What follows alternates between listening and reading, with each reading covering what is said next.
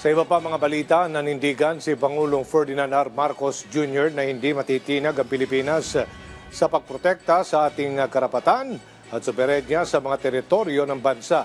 Kinilala naman ng Pangulo ang malagang papel ng alyansa ng Pilipinas at Amerika para maprotektahan ng kapayapaan at seguridad sa Indo-Pacific region. Si Kenneth Pasyente sa sentro ng balita. Sa harap ng mga tensyon, muling iginiit ni Pangulong Ferdinand R. Marcos Jr. na hindi matitinag ang posisyon ng Pilipinas sa usapin ng soberanya, seguridad at pagkakaisa sa Indo-Pacific region. Respect for our sovereignty, sovereign rights, and jurisdiction has always been and will always be non-negotiable. Sinabi yan ng Pangulo sa kanyang pagdalo sa kauna-unahang Manila Strategy Forum ng Center for Strategic and International Studies o CSIS. Araw-araw na humaharap ang Pilipinas sa mga banta sa karagatan mula sa iligal, agresibo at mapanganib na mga kilos sa sarili nitong teritoryo.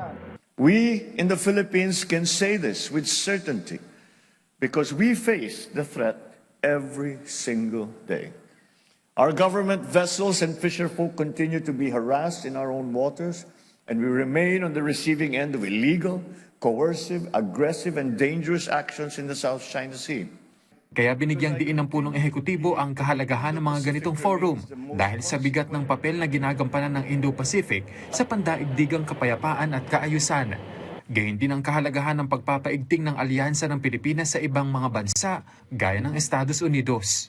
The alliance of the Philippines and the United States has reached a necessary and natural progression towards trilateral and minilateral, multilateral engagements, building individual and collective capabilities to address common challenges.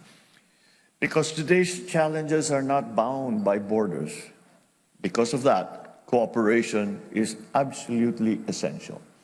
We have a growing trilateral partnership with the United States and Japan, under which we held a maritime dialogue last December and a national security meeting last May.